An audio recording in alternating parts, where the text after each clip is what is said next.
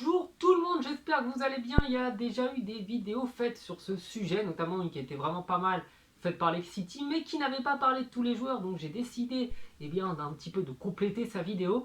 Et une autre vidéo qui a fait un énorme buzz, mais qui pour moi n'était pas très bonne, donc je n'en parlerai pas. J'espère que la vidéo vous plaira. N'hésitez pas à me suivre sur les réseaux sociaux, tout ça, si ça vous plaît. Et je vous souhaite une bonne vidéo. Je commence tout de suite cette vidéo avec l'italien Guglielmo Stendardo, donc qui a obtenu une licence en droit avant d'être diplômé avocat, donc un master en 2013.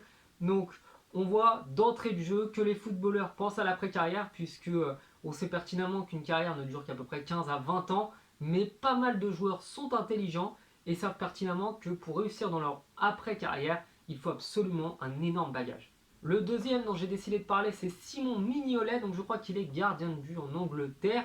Donc il me semble que Lexity en avait parlé. Celui-ci possède une licence, donc Bac+3 en sciences politiques. Donc bon, c'est assez général, sciences politiques, c'est un titre assez pompeux, c'est un bon diplôme, je dis pas, mais on va dire que c'est pas trop spécifique. Donc derrière, je pense, peut-être que je me trompe, mais qu'il va partir sur un Bac+5 pour se spécialiser.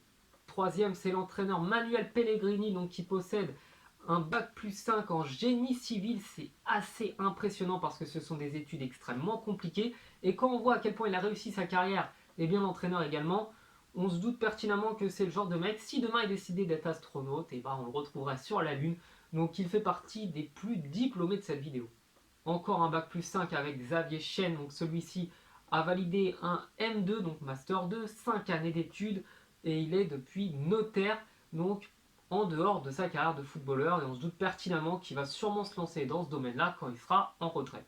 Le quatrième, c'est Park qui possède apparemment un QI de 150, donc c'est l'information qu'on voit un peu partout. Je n'ai pas réussi à trouver quel diplôme il possède, mais au vu de son QI, on se doute que au niveau des études, il n'y a pas à s'en faire pour lui. Le nouveau joueur dont j'ai décidé de vous parler, je pense que là par contre la formation a déjà fait le tour, donc vous devez sûrement savoir, c'est Mata. Donc Mata qui possède une maîtrise en anglais, plus une maîtrise dans le domaine du sport et du marketing. Donc là on se doute aisément que son but, lui, c'est de se reconvertir tout en restant dans le football, je présume.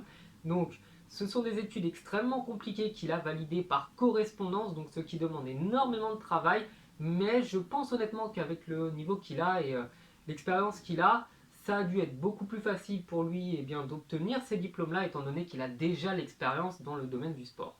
On part maintenant aux Pays-Bas avec De Jong qui possède un bachelor, donc Bac+3 en économie, ce qui ne l'a pas empêché d'avoir également un Bac+3 en boucherie, puisqu'il s'amuse à découper assez librement tous les adversaires qui ont le malheur de lui présenter leurs jambes. Donc c'est un véritable boucher, c'est un artiste en même temps, et c'est également du coup un économiste. Le dernier joueur de cette vidéo, c'est Giorgio Chiellini, donc le défenseur central de la Juventus de Turin, qui a validé une maîtrise, donc un master en gestion des entreprises. Et un petit peu comme Mata, on se doute qu'avec déjà l'argent qu'il a remporté dans sa carrière et l'expérience professionnelle qu'il a, et du coup les contacts qu'il peut avoir, après sa carrière de joueur pro, quand il sera en retraite, il va sûrement créer sa société ou rejoindre une société qui existe déjà, investir à coups de millions là-dedans, et assurer pour lui et sa famille des très beaux jours. Et enfin le dernier joueur de cette vidéo, donc le plus diplômé de tous, je pense que vous le connaissez déjà, il s'agit du Brésilien Socrates, donc qu'on appelait professeur, tout le monde l'appelait professeur lorsqu'il jouait au football, étant donné que ce dernier a un doctorat, donc Bac+8, c'est énormissime, en médecine, donc il est professeur du coup de médecine, il aurait pu enseigner dans n'importe quel hôpital et dans n'importe quelle université, mais il était footballeur professionnel.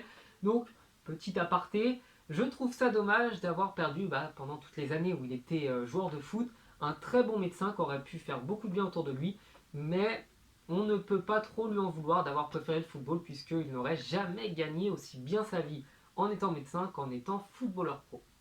Et bien voilà, cette vidéo est terminée. N'hésitez pas à me parler des joueurs que j'ai pu oublier. N'hésitez pas à m'ajouter sur les réseaux sociaux. Encore une fois, je parle à tout le monde, j'écoute tout le monde, je réponds à tous les commentaires. Et vous pouvez, si vous le souhaitez, me soutenir sur YouTube. Donc c'est gratuit. Ça me soutiendra financièrement et gratuitement en regardant une petite pub. Donc je vous souhaite de passer une bonne journée. N'hésitez pas à vous abonner. À la prochaine. Ciao.